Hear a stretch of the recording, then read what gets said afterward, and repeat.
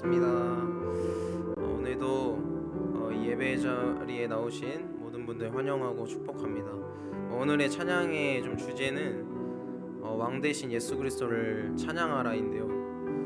우리가 이 시간 정말 예수 그리스도만이 우리의 왕이심을 인정하면서 그 왕 대신 예수님을 찬양하는 귀한 시간 되길 소망합니다. 우리 왕이신 나의 하나님 먼저 찬양함으로 나아가겠습니다.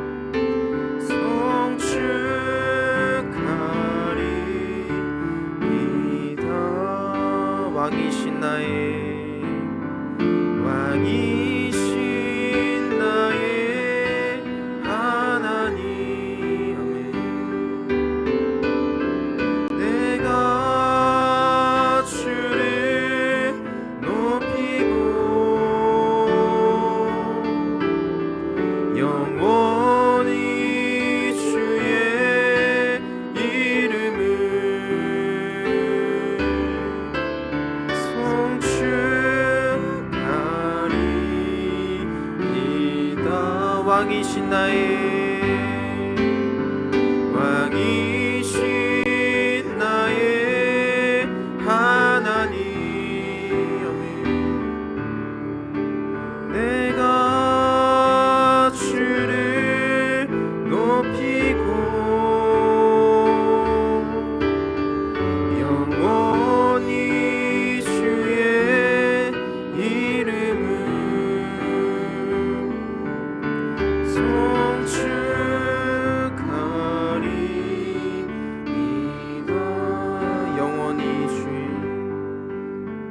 영원히 주의 이름을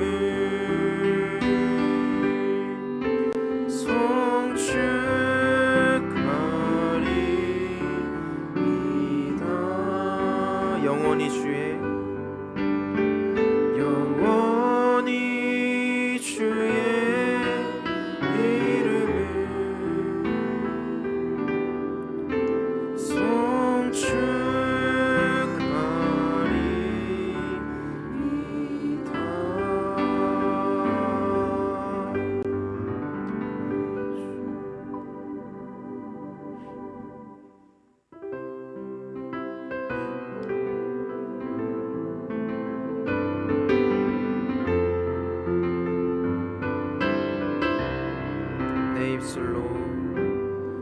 내 입술로 하나님의 이름을 찬송하며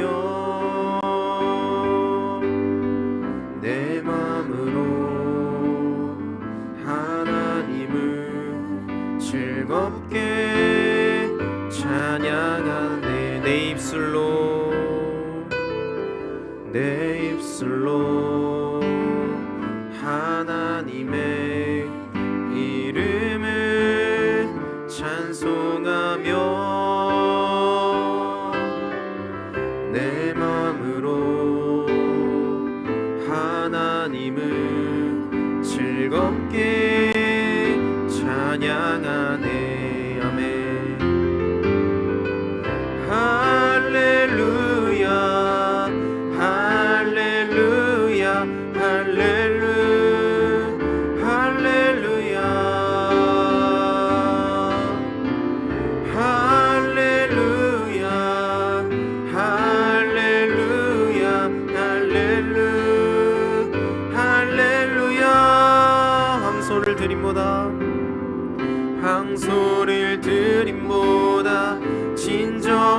예배를 기쁘게 받아주시는 주님,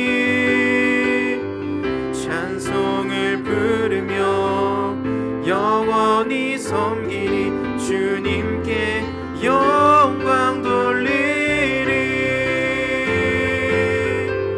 할렐루야 할렐루야 할렐루야 할렐루야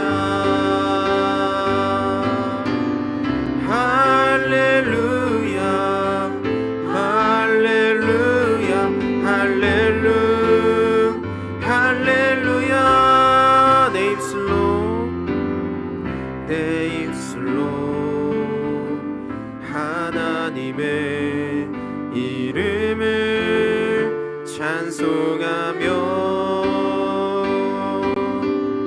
내 마음으로 하나님을 즐겁게 찬양하네. 황소를 드림보다 진정한 노래를 기쁘게 받아주시는 주님,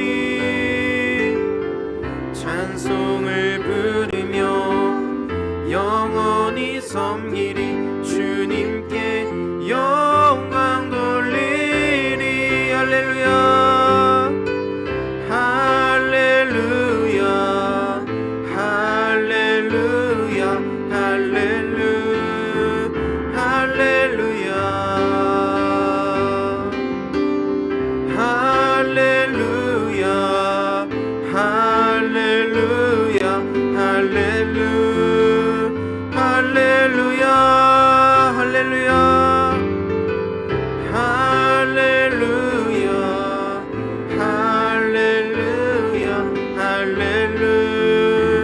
할렐루야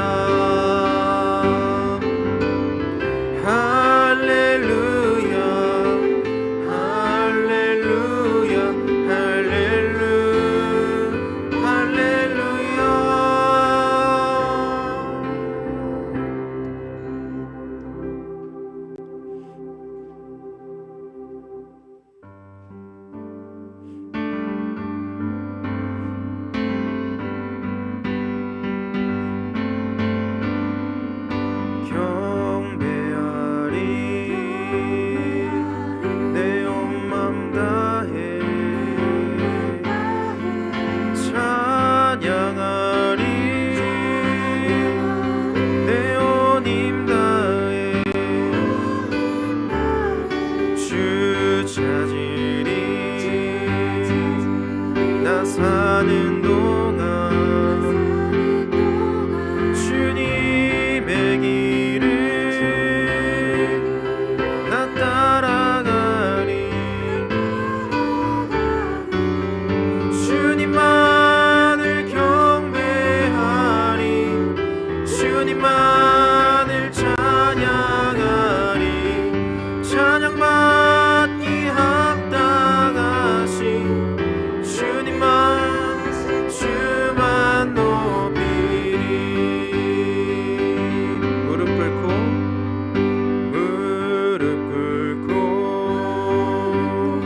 주 맞이하리. 내 모든 것 다 드리리. 주를 향해 내 눈을 들고 주 의지하리. 주만 의지하리. 주님만을 경배하리. 주님만을 찬양하리. 찬양받기 합당하신 존귀하신 주님만을 경배하리. 주님만을 찬양하리. 찬양받기 합당하신 존귀하신 주만 주님만을 경배하리 주님만을 찬양하리 찬양받기 합당하신 존귀하신 주만 높이리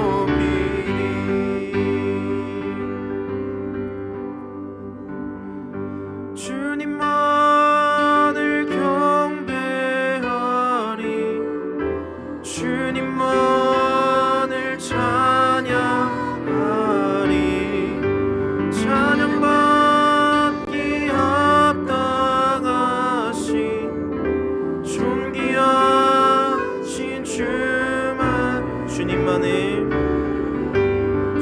주님만을 경배하리 주님만을 찬양하리 찬양받기 합당하신 존귀하신 주만 높이리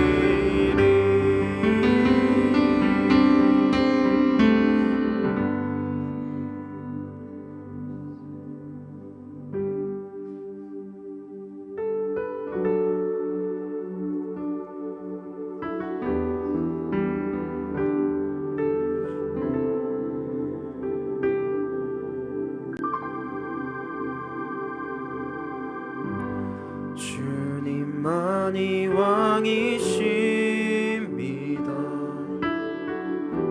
주님만이 왕이십니다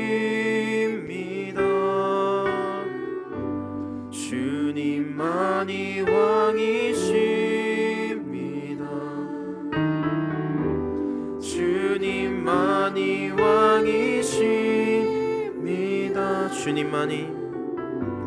주님만이 왕이십니다 주님만이 왕이십니다 주님만이 왕이십니다 주님만이 왕이시 주님만이 왕이십니다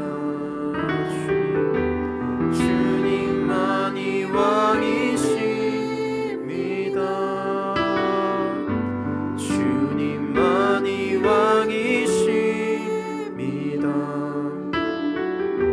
주님만이 왕이시 내 삶에 내 삶에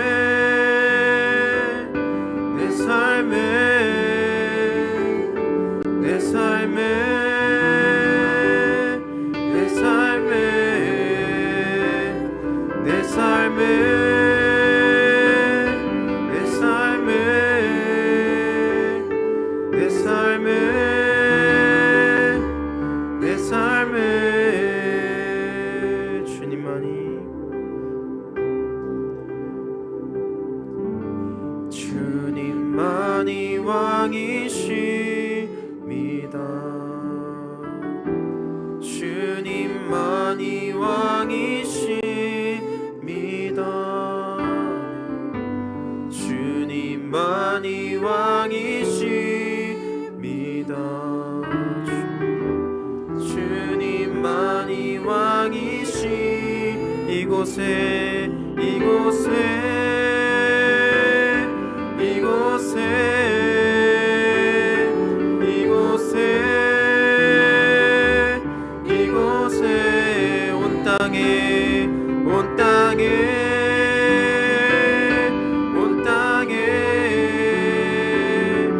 온 땅에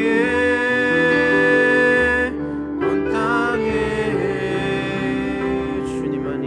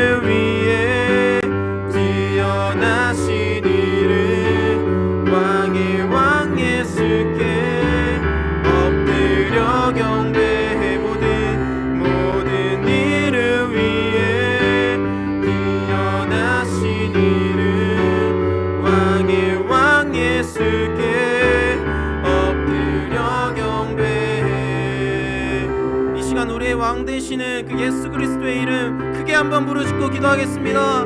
주여!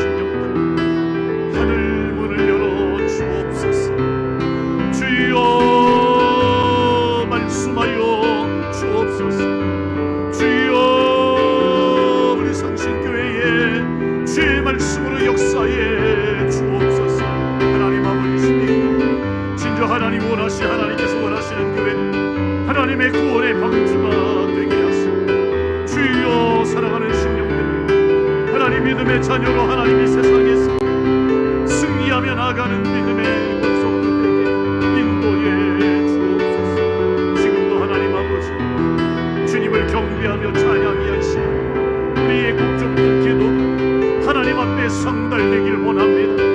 영과 진리로 하나님을 예배할 때 주님 영광을 받아주시옵시고, 우리에게 한없는 하나님의 은혜가 이 시간 우리 가운데 임하게 하여 주시고, 주의 성령님 우리를 온전히 붙잡아 주옵소서. 예배를 사모하게 하여 주옵소서. 주님 말씀을 사모하게 하여 주옵소서. 영이 깨어나게 하여 주옵소서. 순전한 믿음이 되게 하여 주옵소서. 성장하는 교회가 될 수 있도록 하나님께서 축복해 주옵소서. 구원받는 이가 날마다 더하여가는 귀한 제단이 되게 하여 주옵소서. 주의 종을 붙잡아 주시길 원하옵고 예수님의 이름으로 기도하옵나이다. 아멘. 하나님 말씀 여호수아 13장 8절 보시겠습니다. 여호수아서 13장 8절로 14절 말씀을 보겠습니다. 여호수아서 13장 8절로 14절 한 절씩 교독해서 보시겠습니다. 13장 8절로 14절입니다. 므낫세 반지파와 함께 루벤 족속과 갓 족속은 요단 저편 동쪽에서 그들의 기업을 모세에게 받았는데 여호와의 종 모세가 그들에게 준 것은 이러하니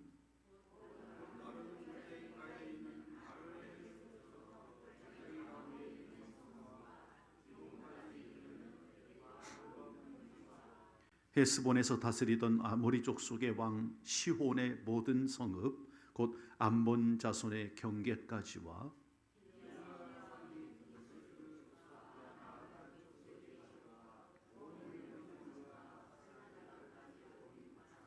곧 르바의 남은 족속으로서 아스타롯과 에드레이에서 다스리던 바산 왕 옥의 온 나라라. 모세가 이 땅의 사람들을 쳐서 쫓아냈어도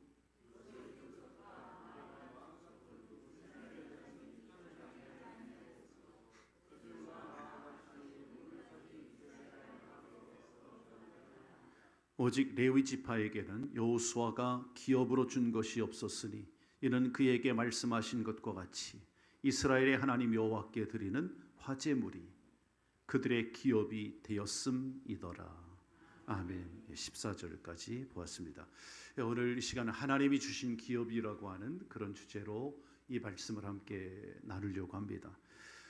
오늘 본문 말씀을 보면 요단 동쪽, 요단 동편 땅을 이 각 지파에게 기업으로 확정 지어주는 그런 말씀이 이 본문 말씀의 내용이거든요. 그러니까 요단강 동편에 있는 그 땅은 이미 우리가 알고 있는 것처럼 모세가 약속한 그 땅입니다. 모세가 어떤 약속을 했냐면 루벤과 갓 지파, 므낫세 반 지파에게 그 땅을 기업으로 주기로 이미 약속되었던 그 땅이 요단강 동쪽이에요. 그 땅을 주기로 했던 거죠. 사실상 모세가 그 땅을 약속한 것은 그들이 목축하기에 너무 좋은 땅, 요단 동쪽 그쪽 소알 지역을 가리킵니다. 우리가 보면 아브라함이 롯과 헤어질 때에 그 요단 들녘을 바라볼 때 참 기름지고 옥토였던 그 땅을 여러분 창세기 13장에서 아브라함과 롯이 나누어질 때 그때 그 땅을 표현한 것을 알 수가 있잖아요. 그러니까 요단 동쪽은 곡창지대지요. 말은 목축하기 아주 좋은 그런 장소였거든요. 그 땅을 기업으로 달라고 이 므낫세 갓 반지파가 이미 요청한 사실이 있었습니다. 그래서 그 땅을 그 지파에게 주기로 약속했어요. 요단강을 건너와야 이제 가나안 땅을 본격적으로 정복하게 되는데 민수기 32장에 가보면 요단 동편 땅을 그들에게 준다고 했고 그를 주는데 조건이 있었습니다. 조건이 하나 붙었어요. 그건 뭐냐면 그 지파의 사람들이 무장을 하고 가나안 땅으로 건너가서 온 이스라엘이 가나안 땅을 다 차지하기까지 그 가나안 땅을 정복을 다 할 때까지 동편 땅 요단 동쪽을 루벤과 갓과 므낫세의 반지파에게 기업으로 주도록 그렇게 했거든요. 그래서 조건이 있었던 거예요. 그 땅을 너희가 정복해야 된다. 그 땅을 차지해야 된다. 그 땅을 잘 지키고 정복해라 하는 그런 조건. 그러면 가나안 땅을 정복할 때에 그 땅을 너희에게 주겠다 하는 그 약속이 모세가 죽기 전에 그가 죽기 이전에 약속했던 그런 땅이었던 거예요. 그래서 모세는 자기가 가나안 땅에 들어가지 못한다는 걸 알잖아요. 모세는 40년 이스라엘을 인도해 왔고 광야에서 죽습니다. 이 가나안 땅을 밟아보지 못하거든요. 그래서 자기는 이 가나안 땅에 못 들어가니까 대신 모세가 유언을 합니다. 누구에게 유언을 하냐면 엘르아살과 여호수아에게, 엘르아살 제사장과 이제 자기의 후계자였던 여호수아에게 명령을 합니다. 너희는 내가 므낫세 반 갓지파에게 약속한 대로 그대로 해줘라 하는 그런 약속을 받아 놓게 되지요. 그래서 오늘 이 요단 동편의 땅을 루벤과 갓과 므낫세 반지파의 기업으로 확정 지어 줍니다. 여긴 너희들 땅이다 이렇게.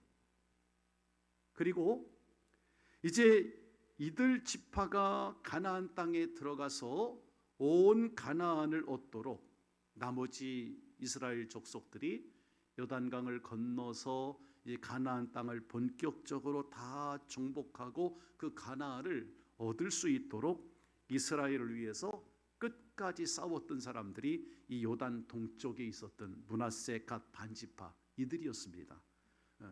그래서 이 전쟁을 끝내게 됐다 하는 것을 암시해 주는 그런 사건이 요단 동편 땅을 이 므낫세 갓 반지파가 차지하게 됐다 하는 이 말씀이 결국은 가나안 땅을 다 정복하게 됐다 하는 그런 의미를 담고 있는 거예요. 자, 성도 여러분, 가나안 땅은 하나님께서 이스라엘 백성들에게 약속해 주신 땅이었습니다. 그건 이스라엘의 것이 되는 거예요.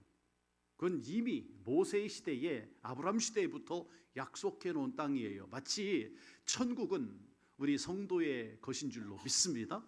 하나님 우리 성도들에게 약속한 땅이잖아, 천국은. 그러니까 동쪽의 이 두 지파 반은 이 전쟁의 끝까지 참여한 자가 되었던 거예요. 요단 동쪽을 잘 지킴으로 인해서.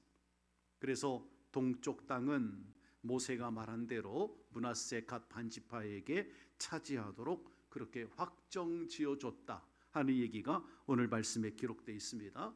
그리고 이 온 이스라엘이 한 지파도 빠지지 않고 가나안 땅을 차지하고 요단 동쪽에서 넘어와서 요단강 건너에 있는 이 가나안 땅을 다 차지하고 그 땅을 빠지지 않고 한 지파도 빠짐없이 기업을 얻게 해주는 그런 과정들이 우리는 오늘 14절까지 말씀을 봤지만 이하 이제 15절부터 쭉 이 13장 전체의 내용이 이스라엘 그 12지파에게 그 땅을 분배하고 땅을 차지하게 하는 그런 내용이 담겨 있습니다.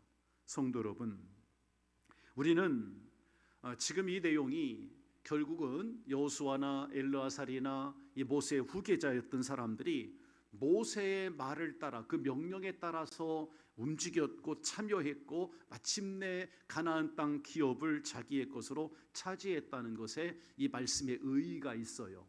사랑하는 성도 여러분, 천국은 아까도 얘기했지만 온 이스라엘이 얻는 것입니다. 즉 하나님이 선택해 주신 모든 사람들이 함께 참여하여서 얻게 되는 것이 천국이에요. 그래서 천국에 참여하는 자는 천국이 좋은 것을 아는 사람들이에요. 여러분 천국 가고 싶죠? 이 가나안 땅을 우리가 천국으로 영적으로 생각을 하십시다. 예수님께서 마태복음 11장 12절에 말씀하시기를 천국은 어떤 자들의 것이라 그랬죠? 할렐루야. 예, 그렇습니다. 천국은 침노를 당하나니 침노하는 자가 빼앗느니라 이렇게 기록되어 있어요. 같이 합다. 천국은 침노하는 자가 빼앗나니. 예, 그래요. 천국은 침노하는 자가 차지한다는 것입니다. 그러므로 하나님께 부름받은 자는 천국이 좋은 줄을 알고 그것을 위해서 열심히 싸워나가야 돼요. 오늘 우리가 살아가는 이 시대는 영적 전쟁의 시대입니다. 사실 천국을 우리가 바라보고 그 나라를 사모하며 영적 전쟁을 승리해 나가야 합니다. 그래서 마침내 이스라엘 백성들이 가나안 땅을 기업으로 받았던 것처럼 우리가 받아야 될 기업은 천국인 줄로 믿습니다. 하나님 우리에게 주신 기업이에요. 그런 사실을 기록해 놓은 중에 빠뜨릴 수 없는 사건이 이제 오늘 성경에서 나오는데, 가나안 땅을 하나님 주시는 이 기업을 이야기하면서 빠뜨릴 수 없는 아주 중요한 사건을 성경에서 이야기하는 장면이 있어요. 그게 뭐냐면 이 발람, 부올의 아들 발람을 죽이는 사건입니다. 성경을 보시겠습니다. 앞에 차트를 보세요. 13장 22절, 여호수아 13장 22절 시작. 이스라엘 자손이 그들을 살육하는 중에 부올의 아들 점술과 발람도 칼날로 죽였더라. 예, 그래요. 가나안 땅을 정복하면서 사실 부정하고 불결한 사람이 그 땅에 있어서는 안 되고, 또 이스라엘 백성들에게 영적으로 그들을 혼미케 하는 그런 사람이 있었는데 그가 바로 부올의 아들 점술가였던 이 발람이라는 사람이었습니다. 그 사람을 칼로 도륙해서 죽였다라고 하는 내용이 이 말씀 속에 담겨 있어요. 발람 하면 우리가 생각하길 발람은 점술가라고 되어 있는데, 성경상에 보면 하나님의 신에 의해 감동된, 그래서 하나님의 신에 의해서 활동을 한 것처럼 보이기도 하지만 제법 이스라엘 사회에서는 그 사람이 마치 그 예언자와도 같이 그렇게 나타나기도 했습니다. 성경에 보면. 그러나 알고 보니까 거짓 선지자예요. 거짓 예언자예요. 그래서 성경은 오늘 본문 22절에 보니까 그를 묘사하기를 점술가였다, 점성가였다, 말하자면 오늘날 무당, 박수무당 이런 사람이었다는 거예요. 하나님 가장 싫어하는 그러한 종류의 사람이 누구냐면 우상숭배하고 점을 치고 이런 사람들이겠죠. 이 발람은 그런 사람이었다. 그리고 아주 냉혹하게 그에 대해서 비난하고 그에 대한 이야기를 기록하고 있는 거예요. 그는 점성가였고 그는 칼로 도륙하여 죽었다라고, 그렇게 본문 22절에 기록하고 있는 것입니다. 그러니까 이 점술가라는 표현과 칼로 죽였다, 칼날로 죽였다라는 말이 이 사람에 대한 그 마지막 종말이 이 혼탁한 이스라엘 백성들을 영적으로 혼탁하게 했던 이 발람이라는 사람이 살해가 되고 그렇게 가혹하게 죽게 된 것은 그가 쌓은 죄 때문입니다. 결국은 이 부올의 아들 발람이라는 말이 성경에 아주 강조되어 있어요. 자, 왜 이 말씀을 기록해 놨냐? 발람에 대해서 성경은 이스라엘 해중의 역사 가운데 하나님께서 이 발람에 대해서 이를 갈고 있었던 그런 느낌을 받게끔 이건 철저히 배격해야 되고 처단해야 될 그런 사람이었음을, 왜냐하면 이스라엘의 영적인 도움이 하나도 안 되는 사람, 이스라엘 공동체에 오히려 해악을 끼치던 그런 사람이었기 때문에 그는 이렇게 죽을 수밖에 없었다. 마치 이스라엘 백성들에게 철천지 원수 같은 그런 사람처럼 이 발람에 대해서 이 가나안 땅을 차지하고 기업을 분배하는 과정에서 왜 이 사실을 기록했는가 하는 것을 우리가 눈여겨봐야 하는 거예요. 하나님의 백성인 이스라엘 백성들을 범죄에 빠뜨리는 그 일을 하나님이 좋게 보지 않은 거예요. 이 사항을 우리가 구체적으로 살펴보려면 민수기 23장, 24장, 25장에 보면 이 부올의 아들 발람이 이스라엘 공동체에 얼마나 해악을 끼쳤던 인물인가 하는 것을 거기에서 볼 수가 있어요. 여러분 댁에 가셔서 민수기 23장, 25장에 나타나는 이 발람이 왜 그렇게 죽을 수밖에 없었나 하는 그 내용을 한번 시간상 여기서는 얘기할 수 없으니까 찾아보십시오. 발람이 얼마나 이스라엘 공동체, 오늘날 말하면 하나님의 교회에 얼마나 해악을 끼쳤던 그런 인물인가. 하나님이 그를 처단한 거예요. 하나님께서 그를 죽인 겁니다. 이스라엘 공동체를 통해서. 그러니까 이것이 영적으로 오늘날 교회에도 뭔가 주는 의미가 있는 거예요. 여러분 교회에 해악을 끼치는 인물이 되지 않기를 주님의 이름으로 부탁합니다. 정말 교회 생활 잘해야 돼요. 교회에서 해악을 끼치는 그런 암적인 존재가 되어서는 안 되겠지요. 제가 오늘 오전에도 잠깐 얘기했지만 성도들끼리 때로는 야한 농담도 하지 말아야 되는 거예요. 성도들끼리는 교회에서 언니 동생 하는 것도 하지 말아야 돼. 사실은 다 고귀한 직분이 있잖아요. 직분으로 부르고 존칭해주고 야한 농담 같은 거 하면 안 되는 거야. 근데 이런 것들이 때로는 상당히 신앙적으로 마이너스가 되는 경우도 많다는 걸 우리는 알아야 돼요. 발람의 행위가 그러한 모습이 있었다는 것을 여러분 기억하십시오. 자, 또 하나 이 기업을 분배해 주면서 우리가 눈여겨봐야 하는 것은 가족대로, 그 가족들대로 땅을 나눠줬다는 말을 합니다. 자, 13장 15절을 보실까요? 여호수아 13장 15절 시작. 모세가 르우벤 자손의 지파에게 그들의 가족을 따라 기업을 주었으니, 땅을 분배해 주되 가족대로 땅을 분배해 줬다. 24절에도 보면 갓 지파에게도 가족을 따라서 기업을 주었으니 라고 되어 있고요. 13장 29절에도 므낫세 반지파에게도 그들의 가족대로 이 땅을 주었다라고 그렇게 성경은 기록하고 있어요. 자, 이 말씀이 가족의 수를 따라 나누어 줬다는 얘기예요. 그러니까 기업을 분배하면서 가족의 수가 집에 많이 있으면 많이 나누어 주고 작은 집에는 적게 나누어 줬다. 이런 말이죠. 이것은 부자도 가난한 자도 없이 다 평등하게 살 수 있도록 취한 그런 조치였습니다. 이게 참 지혜예요.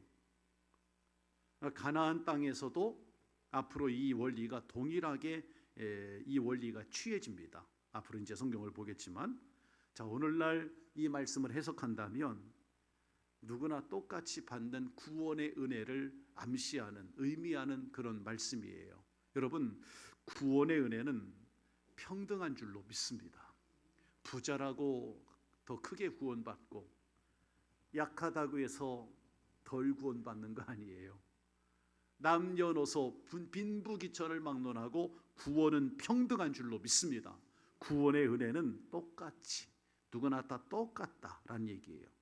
그러므로 우리가 똑같은 구원이기 때문에 천국에는 신분이 있을까요, 없을까요? 여러분 생각해 보셨어요? 천국에 가면 신분이 있을까요, 없을까요? 예? 있어요, 없어요? 이렇게 나오네요. 천국에는 신분이 없어요. 천국에는 신분의 등급이 없습니다. 천국에는 차이도 없습니다.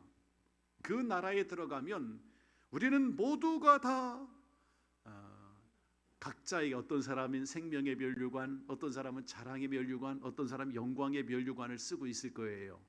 할렐루야. 어떤 사람은 개털 모자를 쓰고 있을 거라고 그러는데 그건 옛날 부흥강 사목사님들의 얘기고 그렇지 않아요. 천국에는 각자의 면류관이 다 있을 거예요. 그러니까 성도 여러분, 우리가 존귀한 구원을 받게 될 줄로 믿습니다.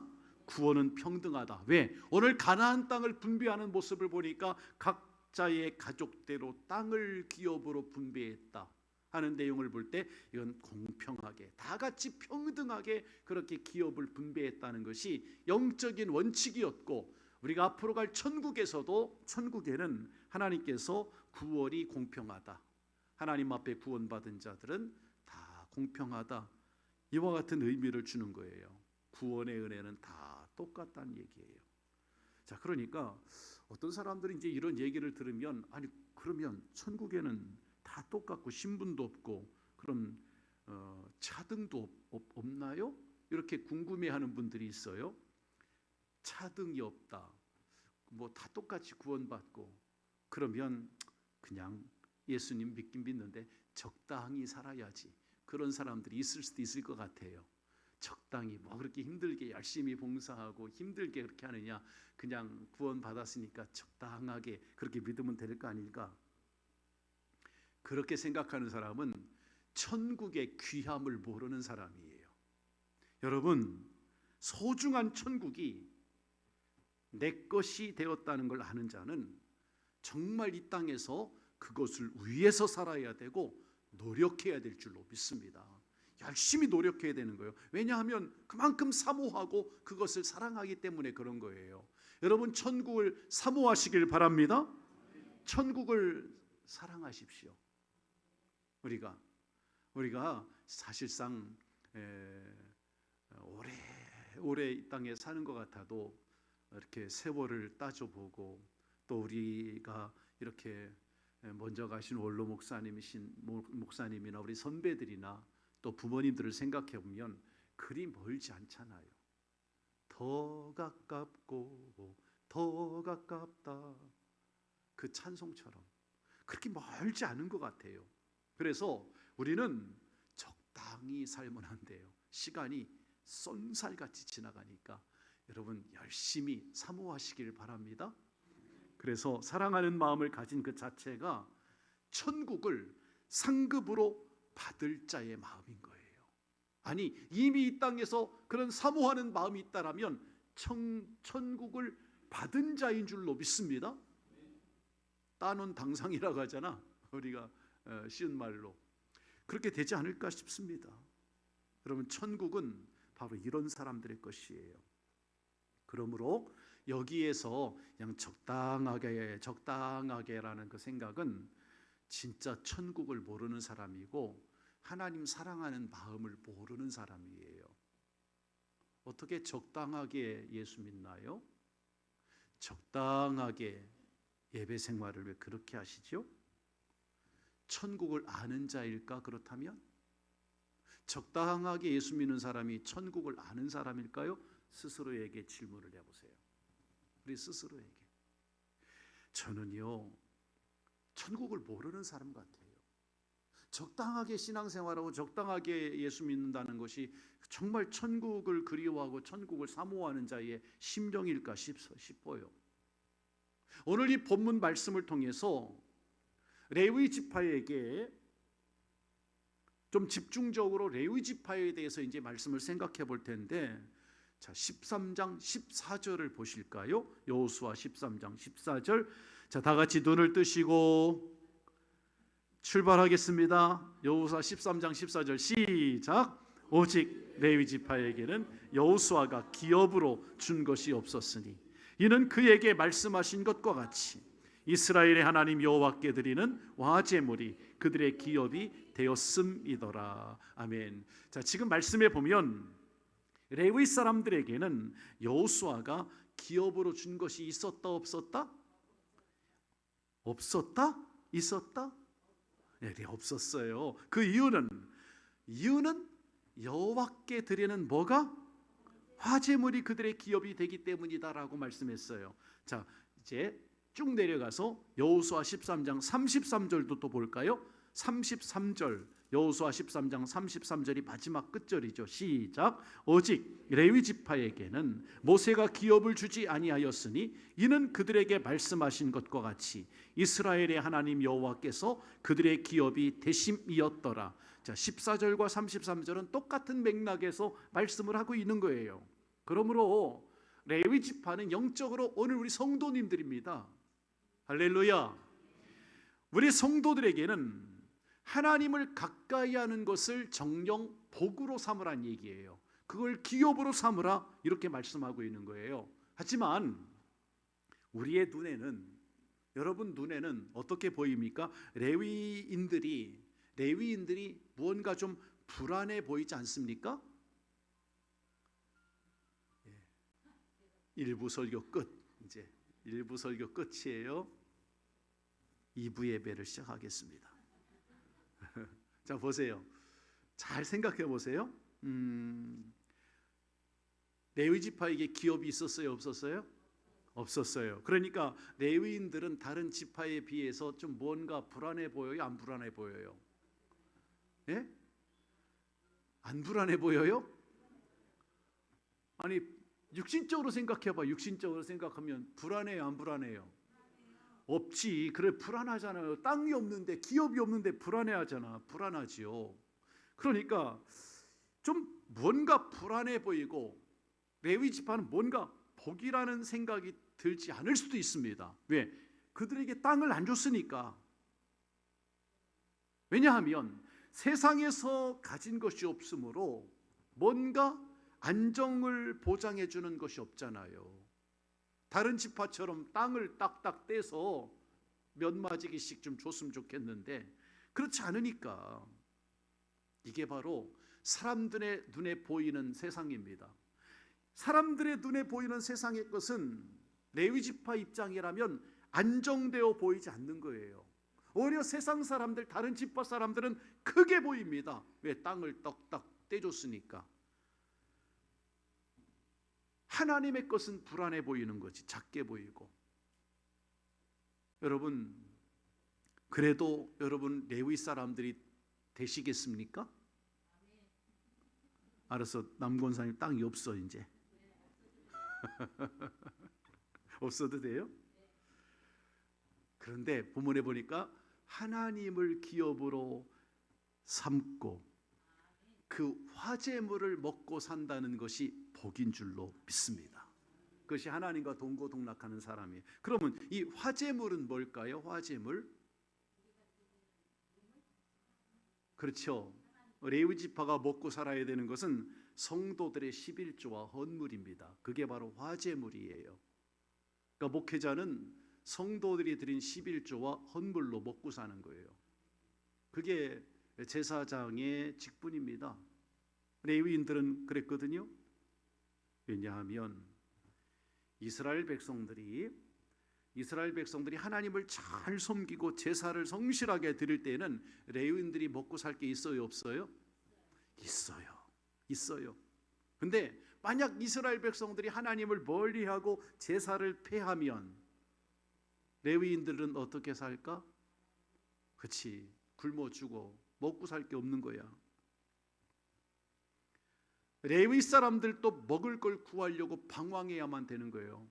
이스라엘 백성들이 하나님을 멀리하고 제사를 멀리하고 하나님께 예배를 멀리하면 레위인들은 굶어 죽을 수밖에 없는 것이 구약 이 레위인들의 모습이었다는 거예요. 그러므로 성도 여러분, 레위인들은 땅이 기업이 없는 사람들이기 때문에 굶어 죽을 수밖에 없는 사람들이었기 때문에 이 어려운 상황 속에서 하나님이 먹을 것을 주시면 사는 사람들이었습니다. 그 레위 사람들은 그들의 생명이 하나님께 달려있는 사람들이었어요. 따라서 성도 여러분 잘 생각해 보세요. 레위인들의 삶은, 이 레위 사람들의 삶은 이스라엘 백성들의 신앙과 불신앙을 잘 보여주는 증거인 겁니다. 레위인들이 잘 살 수 있다는 것은 이스라엘 백성들이 하나님 앞에 잘 신앙생활하고 순종했다는 증거인 거고, 레위 사람들이 가난하고 어려웠다는 것은 이스라엘 백성들이 하나님께 불신앙하고 하나님을 잘 섬기지 않았다는 증거가 되는 거예요. 이런 의미에서 볼 때 레위인들은 하나님에 대한 이스라엘 신앙의 심판자였고, 하나님의 진노와 또는 이스라엘을 하나님께서 받으시는 어떤 그 받으심의 하나의 증인이 이 레위 사람들이 그 역할을 했던 거예요. 어찌 보면 레위 사람들은 하나님과 이스라엘 백성들의 관계에 측량을 하는 하나의 척도가 레위인들의 모습이었다는 거지요. 이것이 레위인들의 고난입니다. 오늘날 현대적으로 의미를 해석할 때 성도들의 고난이 이와 같은 거예요. 왜냐하면 우리 성도님들은 하나님을 가까이 함으로 살아야 하는, 마치 구약시대 보면 레위인과 같은 그런 사람들이에요. 성도는, 오늘날의 성도는 고난받는 자로서의 삶을 살아가야 하는 것입니다. 레위인처럼. 그것이 레위인의 삶이고 오늘날 우리 성도들의 삶인 것이에요. 불안한 세상에서, 이 불안정한 삶 속에서 하나님과 동고동락한다는 것이 가장 큰 축복이고, 그것을 기업으로 삼고 살았던 사람들이 레위인들인데, 오늘 우리 성도들에게도 이 말씀은 그대로 적용됩니다. 왜냐하면 우리 모두는 다 제사장이거든요. 만인 제사장이죠, 우리는. 그런데 레위인에게 주셨던 이 기업처럼 우리 성도님들, 하나님께서 주신 영적인 그 기업을, 천국을 소중하게 여기고, 우린 세상에서 힘들어도 믿음을 지켜나가기가 얼마나 힘듭니까? 성도로서 이 세상에서 믿음 지킨다는 것은 마치 순교와도 같은 것 같다. 난 생각해요. 그렇게 성도들이 제대로 신앙생활하고 이 세상에서 하나님 앞에 신앙을 제대로 한다면 삶의 순교가 우리에게 기다립니다. 이게 고난인 거예요. 그러나 하나님이 주신 기업이 있으니까 그 기업을 소중히 여기시기를 예수님의 이름으로 축복합니다. 성경에 보니까 레위라는 이 사람은 원래 시므온의 형제죠. 야곱의 아들들 가운데 시므온과 레위가 있잖아요. 처음에는 레위가 저주를 받았던 적도 있습니다. 자, 성경을 보겠습니다. 앞에 띄워주시겠어요? 창세기 49장 5절로 7절 말씀을 볼 텐데, 이 레위인들이 처음부터 축복을 받은 존재가 아니라 실상은 이 말씀에 나타난 창세기의 근거를 보면 저주를 받았던 적이 있어요. 같이 읽겠습니다. 시작. 시므온과 레위는 형제요, 그들의 칼은 폭력의 도구로다. 내 호나 그들의 모의에 상관하지 말지어다. 내 영광아 그들의 집회에 참여하지 말지어다. 그들이 그들의 분노대로 사람을 죽이고 그들의 혈기대로 소의 발목 힘줄을 끊었음이로다. 그 노여움이 혹독하니 저주를 받을 것이요 분기가 맹렬하니 저주를 받을 것이라. 내가 그들을 야곱 중에서 나누며 이스라엘 중에서 흩트리로다. 아멘. 자, 여기 보면 분명히 시므온과 레위라는 이 형제에 대해서 이야기하기, 레위가 바로 레위 지파의 조상인데, 레위가 저주를 받아서 끝에 보면 이스라엘 중에서 흩트리로다. 이스라엘 백성들 가운데 흩어지게 되었다는 것은 분명히 저주였습니다. 근데 그 이유는 왜 이 창세기 49장에 레위가 저주받은 사람으로 처음에 등장했냐면, 이 당시만 해도 레위가 하나님의 계시를 깨닫지 못했기 때문이었어요. 그래서 처음에는 이렇게 하나님 앞에 저주를 받았습니다. 어떤 계시를 깨닫지 못했냐면 야곱에게 보여주셨던 계시를 알지 못하고 깨닫지 못했었어요. 그래서 처음에는 이렇게 저주를 받았습니다. 그런데 오늘날 이 말씀을 적용을 해본다면, 계시는 복음을 가리킵니다. 하나님의 계시는 성경이에요. 그런데 말씀을 깨닫지 못하는 것이 저주라는 거예요. 할렐루야. 말씀을 깨닫지 못하는 것이 저주를 불러오는 근거가 됩니다. 레위가 제사장 지파인데도 하나님의 계시를 깨닫지 못했다는 것은 그건 분명히 저주였어요. 그것이 창세기에 나타나 있는 레위의 모습이거든요. 그러나 이제 성경 출애굽기에 가보면 그 저주받았던 레위가 축복을 받는, 완전히 바꿔집니다. 그런 장면이 나오는데, 그게 이제 출애굽기 32장 28절로 29절에 보면 모세가 시내산으로 십계명을 받으러 올라갔을 때 이스라엘 백성들이 아론과 함께 산 아래에서 뭘 만들었다 그랬죠? 금송아지를 만들어 놓고 여호와라고 섬겼을 때, 그때 레위가 한 일이 있어요. 레위가 한 일이 뭐냐면 하나님을 대신해서 하나님 여호와 편에 서가지고 그 우상을 숭배한 범죄한 이스라엘 백성들을 칼로 도륙을 합니다. 칼로 죽입니다. 레위가. 이게 이제 하나님이 이스라엘 백성들을 향한 심판이었는데, 그 일을 레위가 해요. 레위 가족들이, 그 자손들이 이스라엘 가운데 황금 송아지를 섬기며 우상을 숭배에 앞장섰던 그들을 칼로 도륙합니다. 모세는 나중에 이 사건을 가리켜서 레위 자손들이 하나님 앞에 헌신하였다라고 그렇게 기록하고 있어요. 출애굽기 32장 28절 29절에 보면, 즉 하나님께 범죄한 이스라엘을 하나님이 심판하시려고 했던 것을 레위가 여호와 하나님 편에 서서 그 일을 심판하는 일을 했기 때문에 레위가 하나님께 복을 받을 자라라고 그렇게 변화됩니다. 하나님의 심판을 대행해서 그 일을 감당했기 때문에 하나님께 헌신한 자요, 하나님께 복이 있는 자로 변화되어요.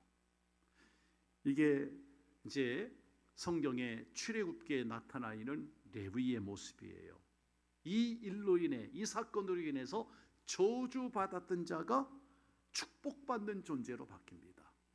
창세기에서는 저주받았던 인물이 출애굽기에서는 이제 축복받는 존재로 레위라는 그 사람이 바꿔집니다.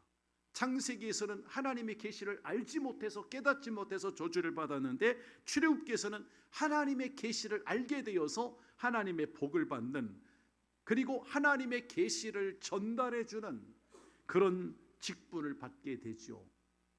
그때부터 레위는 이스라엘 백성들에게 제단에서 가까이 살며 이스라엘 백성들 가운데 제사장의 역할을 감당하는 그런 사람으로 살아가게 되는 그런 복을 받게 된 거예요.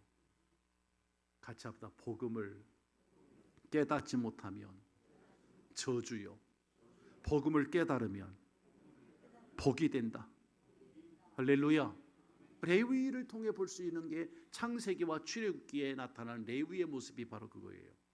그래서 이스라엘 백성들이 이제 애굽을 나와서 광야 40년을 진행하는 동안, 행진할 때 레위인들은 이런 역할을 했습니다. 40년 동안, 광야 40년 동안 레위 지파는 제사를 수종들면서 이스라엘 백성들이 행진할 때 레위는 하나님의 계시를 전달해 주는 그런 사람으로 이 레위 지파가 쓰임을 받고, 앞으로 가나안 땅에 들어갔을 때에도 이 가나안 땅 요단 동편을 건너와서 요단 서쪽에 있는 가나안 땅을 다 정복했을 때 이 가나안 땅의 48개의 성읍에 이 레위 자손들이 다 흩어져서 사역을 하게 됩니다.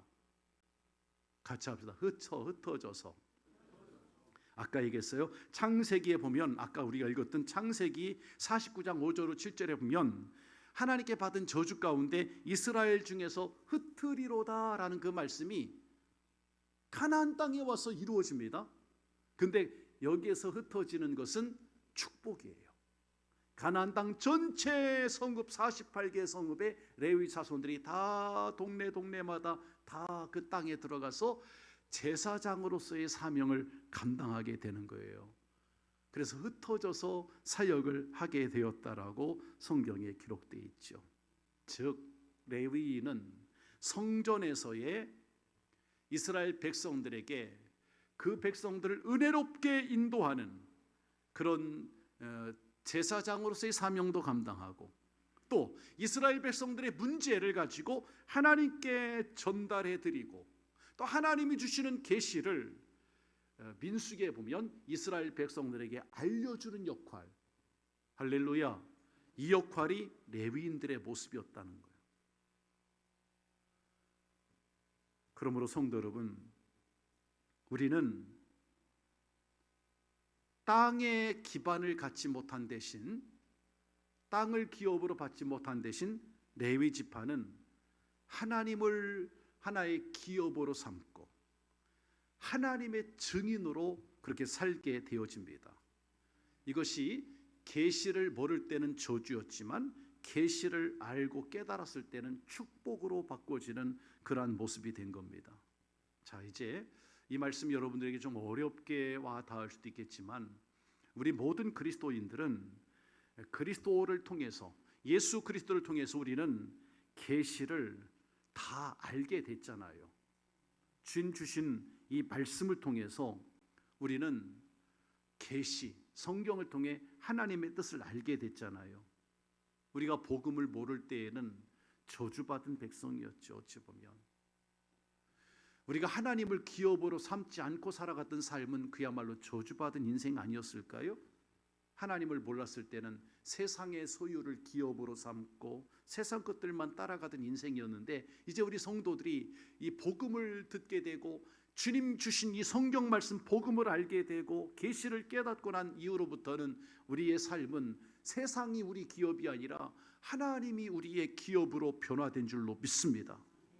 그러니까 하나님이, 우리 그리스도인들은 이렇게 설명드리고 싶어요. 하나님을 가진 그리스도인들은 모든 것을 가진 자인 줄로 믿습니다. 왜? 하나님이 모든 것 되시는 분이니까. 하나님이 모든 것을 다 주신다고 생각하지는 마십시오. 하나님이 모든 것 되시기 때문에 우리 성도들에게는 하나님만 계시면, 우리가 세상의 모든 것을 갖고 있지 않아도 하나님만 계시면 우리는 모든 걸 가졌다는 믿음을 갖는 거지요. 여러분은 먹고 또 입고 살아야 합니다. 우리는 다 그렇습니다. 하지만 우리가 하나님을 소유하고 있으면 하나님이 우리에게 다 알아서 주시기 때문에 먹고 사는 거, 입고 사는 거, 이런 것들이 모자라지 않다. 우리가 마태복음에서 예수님께서 말씀하신 너희는 먼저 그의 나라와 그의 의를 구하라 그리하면 이 모든 걸 더하시리라 하신 그 말씀처럼 우리가 먹을 것, 입을 것 때문에 염려하지 않는 삶을 살잖아요. 하나님이 계시면, 하나님이 모든 것 되어주시니까, 여러분, 그것이 우리 성도에게 주신 기업입니다. 기업. 잘 구별하십시오. 우리가 하나님을 우리가 소유하게 되면, 하나님이 전부라고 하는 이 사실을 믿기만 하면 다른 어떤 것도 부럽지가 않아야 됩니다. 할렐루야. 정말 그렇게 돼야 돼요. 하나님을 전부라고 생각한다면 다른 것은 좀 몰라도 돼요. 어제 광화문 앞에서 BTS가 그 몇 명 모였다죠 어제? 무슨 얘기인지 몰라요? 우리 성도님들은 TV를 전혀 안 보시나 봐요. BTS가 뭐예요? 그 방탄소년단이라고 있잖아. 아이돌 가수들. 걔네들이 컴백해가지고 완전체가 돼서 이제 공연하는 날이었어요. 무지하게 많이 모였어요. 여기에서 거기 갔다 오신 분 계세요? 우린 그런데 안 가도 되잖아. 우리가 뭐 세상 거 부러워하고 그렇지 않잖아요. 곰곰이 생각해 보세요. 우리는 하나님 한 분만으로 만족해 하시길 바랍니다. 거기에 뭔가를 자꾸 섞어 우리 신앙에다가 다른 걸 자꾸 섞으려고 하면 그게 바로 혼합 종교가 되는 거예요. 혼합주의가 되고. 돈이 필요합니까? 필요하지요. 먹을 게 필요합니까? 필요하지요. 그러나 하나님만 있으면 됩니다. 정말 이런 믿음이 있나요? 돈을 믿지 않고 하나님을 믿는 신앙 말입니다. 왜? 그 돈도 하나님의 주권에 다 달려 있는 거예요. 우리는 돈 때문에 죽고 돈 때문에 기죽고 그러지 마시고, 이런 물질 세계에 이 세상 것들 때문에 우리가 기죽고 그러지 마시고 상처받지 마시고, 하나님이 여러분의 가장 소중한 기업이 되시길 바랍니다. 그것을 오늘 저는 이 설교를 통해 우리 성도님들에게 말하고자 함이고, 레위라는 이 지파는 14절 33절에 분명히 그 말씀을 반복해서 기록하고 있습니다. 하나님이 우리의 가장 소중한 기업이 되어야 된다고. 하나님 한 분만으로 진짜 만족해하며 사시기를 주님의 이름으로 축원합니다. 기도하시겠습니다. 하나님 아버지 감사합니다. 우리가 여호와 하나님 한 분만을 우리의 기업으로 삼고 살아가야 할 레위와 같은 직분이 우리 성도들에게 있음을 깨닫습니다. 그러나 하나님, 우리는 육적으로 또 살아갈 때 이 세상에서 우리를 유혹하는 것들이 너무나 많기 때문에 영적으로 깨달음이 없이는 하나님의 계시와 하나님의 복음을 깨닫지 못하는 인생은 저주받은 인생이고, 하나님의 복음을 깨닫고 하나님의 계시를 아는 사람은 레위처럼 복이 있는 존재가 됨을 깨달았습니다. 하나님 아버지, 우리 성도들 세상에 할 일 많고 또 우리가 많은 유혹 가운데 있지만 여호와 하나님을 우리의 기업으로 삼고 살아갈 수 있는 성도들이 되게 하여 주옵소서. 하나님 아버지, 문제들이 반복되고 우리에게 많은 어려운 일들이 있지만 하나님을 바라보고 주님께서 주시는 놀라운 능력과 주님이 주시는 초자연적인 그러한 능력을 경험할 수 있는 신앙의 체험이 있게 하여 주옵소서. 하나님 한 분만으로 만족하면 하나님 모든 것을 더해 주시는 그러한 은혜를 누리고 살아가는 저희들 되게 하여 주옵소서.